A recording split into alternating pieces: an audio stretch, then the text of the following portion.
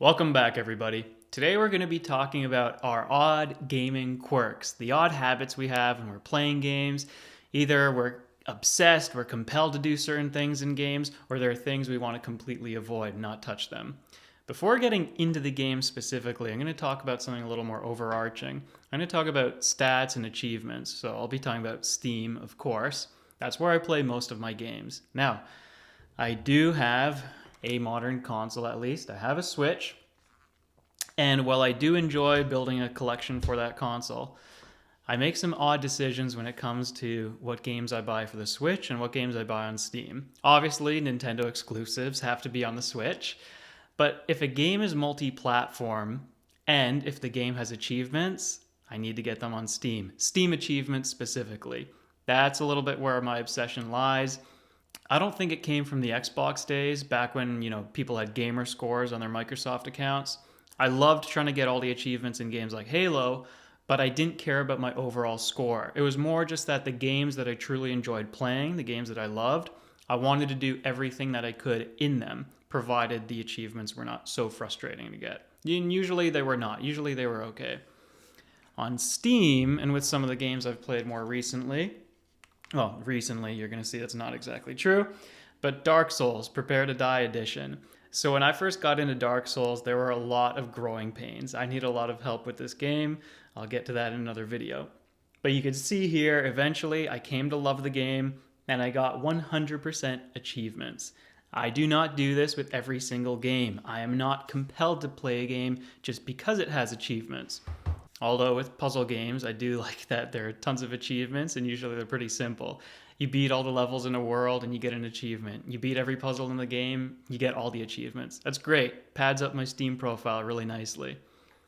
I've heard people say that, hey, developers shouldn't be spending time working on achievements. That's not how you make a good game. And I agree. Developers shouldn't be spending time, trying to design a game around the achievements. But throwing achievements on top of a completed game, that's a good thing. It gives people more things to do. Sometimes they're things that you wouldn't even think about doing. Let's just say Mario 64, for example. What if back then Nintendo included achievements in their games? What if there was something for making Mario do 6 wall jumps in a row? Are you obligated to do that if you're a casual player? Absolutely not. But if you want to get a little extra out of the game, achievements are a great way to do that. In the last video, What Makes a Game Good Part 2, when we were talking about difficulty, challenges, I mentioned goals, and I mentioned a game called Meadow. It's a sandbox game with not very much to do. There's an example of a game where achievements, well, it does have achievements actually, but maybe different achievements or better achievements would have given the players more things to do.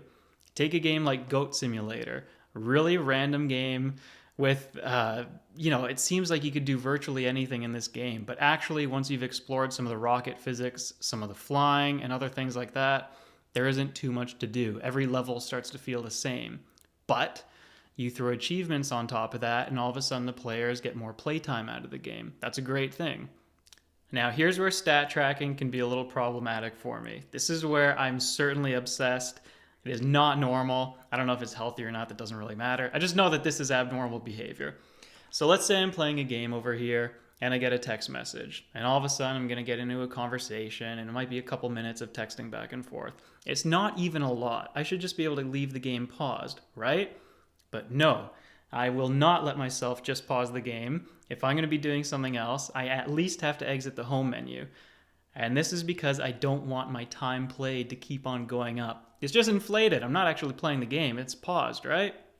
Well, I don't know if having it in the home screen actually does anything for time played because the game is still active, right? So best to just put the console to sleep. And even if you're coming back to it in 30 seconds, at least your time is not going up. Where it gets really bad is on Steam because there's no sleep function there. So if I'm just going to take a little break, Leo's got to go out, I'm getting, my tea or whatever. If I decide that, it's a little bit too much time for a pause, I exit out of the game. Yeah, so say what you will about me. I know it's strange behavior. Okay, now we can focus on things that happen in-game specifically. A lot of these come from RPGs, and I'm not sure if it's the genre itself that really lends to having odd behaviors, or maybe people who are just oddly compulsive are drawn to the genre. Whatever the reason, here's a few things. In Final Fantasy IV, we'll just use this game as an example. You have characters coming in and out of your party, and I have been blindsided by this before. I can't remember what old game it was, but I had some character, they were equipped with pretty good gear, and then when they left my party, they took that gear with them. I checked everything. I checked my inventory. Their items were not put back in my inventory. Thankfully, in newer games, when somebody leaves, usually that happens, although I can't remember with Tales of Berseria if that's true or not. Look, party members coming and going, that's okay, but just don't make me lose something rare, especially. Can't stand that. And speaking of rare items, I will not use items with finite quantities in video games. So take Pokemon, for example. Now, I know I didn't progress far enough in the game, but back when TMs were limited, TMs, for those of you who don't know, they're ways of teaching your Pokemon specific moves that maybe they wouldn't otherwise learn just from leveling up. So think of them as skills that you're just bestowing upon your Pokemon that they otherwise can't acquire. TMs, rare candies, the Master Ball, I will not touch them. I'll beat a whole Pokemon game, one of the older generations, and all of my TMs will be intact. Now, there were things like trading with other players, and you could have a Pokemon learn the moves in another game and then come to you, and it wouldn't affect your inventory. Fine. I know I shouldn't be so obsessed with something like that, with maintaining my stock of items, but I'm a hoarder. I can't help it. I hoard things. Now, in future games, rare candies were no longer so rare. A lot of the post-game had content where you could go and battle and accumulate some points, and then you could cash in those points and you can usually get rare candies. So it was no longer a finite item. If you really wanted to, you could use all your rare candies, and rest assured, you could always buy one later to have it in your inventory. That leads me to my next quirk, though. I need one of every item in my inventory. So when it comes to like a Final Fantasy or something, any RPG really, you're constantly getting new equipment, new armor, better weapons. I don't want to sell all of my old stuff. Depends on the game, depends on how easily accessible it is, but this is kind of just about wanting a collection in the game. So I like to keep one of every old piece of equipment or armor with me.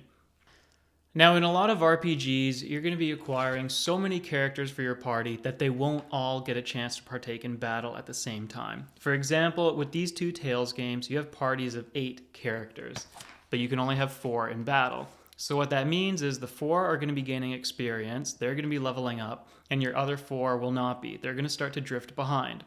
And so you're going to be, cycling them in and making sure that everyone's levels stay, for the most part, even. That's fine. With 8 characters, that's fine.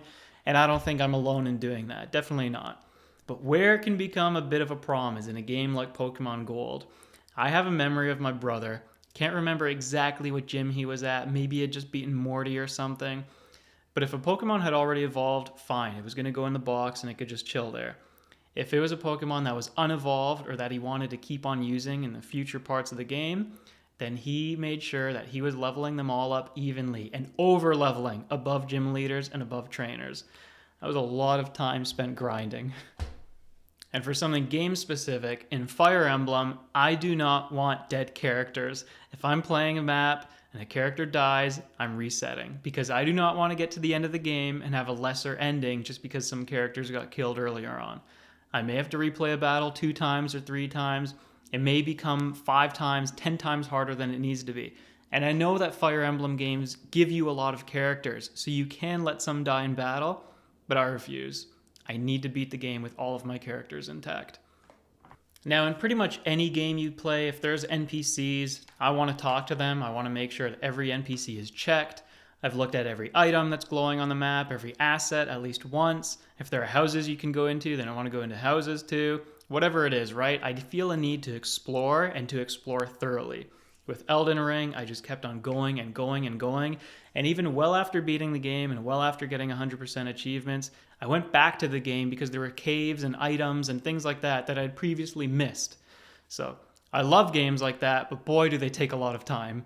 Now let's talk about missables, collecting things, and different choices that you can make in games. So we are going to be going back to RPGs in a moment. But first, the missables. What I mean by that is something like in Metroid. In Metroid Prime, Samus has a visor, and she can scan different things in the environment, and those scanned items go into her logbook, so she just has detailed information on them. The thing about any Metroid game is when you beat it, you're given a completion rating at the end of the game. Actually, you can see your completion even throughout the game, but anyways. That includes things like the upgrades you've gotten, the energy tanks, the missile packs. A lot of those are optional, so you can beat a game with, let's just say, 70% completion.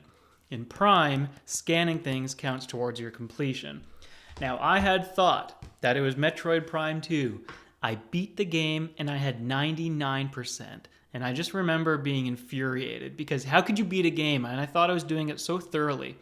How could you do that and have 1% missing?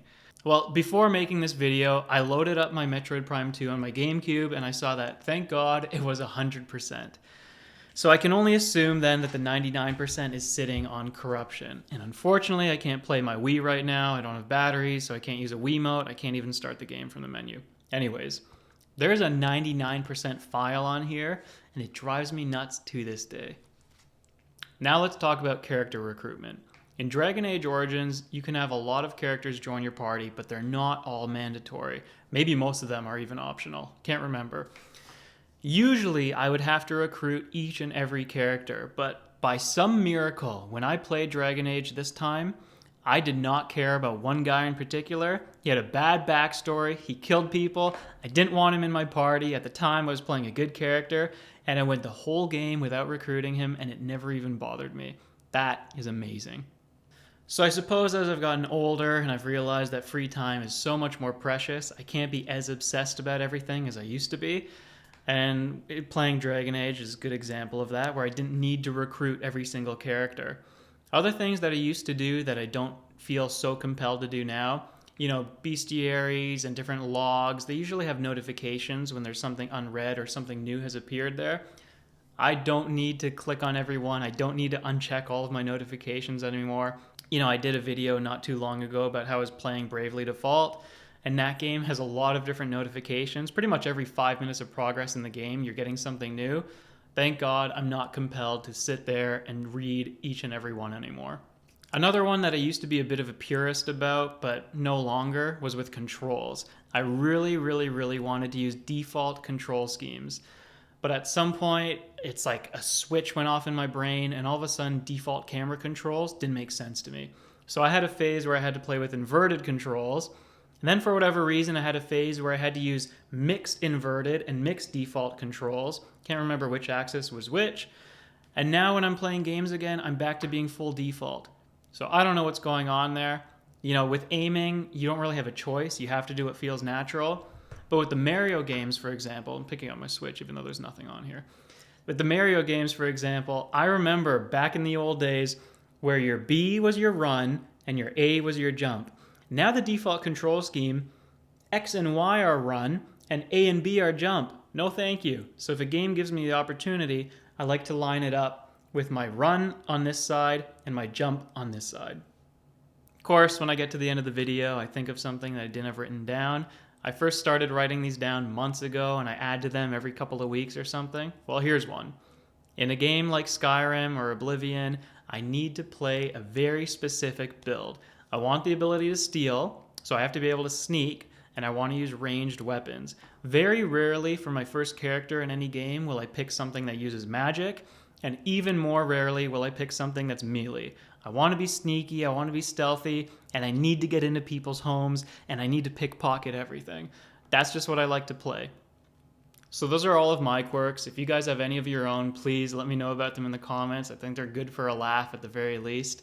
A couple others that I've heard about, and kind of sticking to Oblivion, sticking to Skyrim, I've heard of people wanting to minimize the UI so that they can be as immersed as possible. So things like shrinking down health bars, hiding things when you can. On that same note, with The Witcher 3, a lot of people complain about how Geralt could just, see tracks on the ground during investigations. And I think there were options in that game to turn those things off. So maybe you're someone like that. Maybe you're someone who thinks that the game is giving you too many tools and it's not as immersive anymore. Let me know in the comments. As always, thank you for watching, and we'll see you in the next video.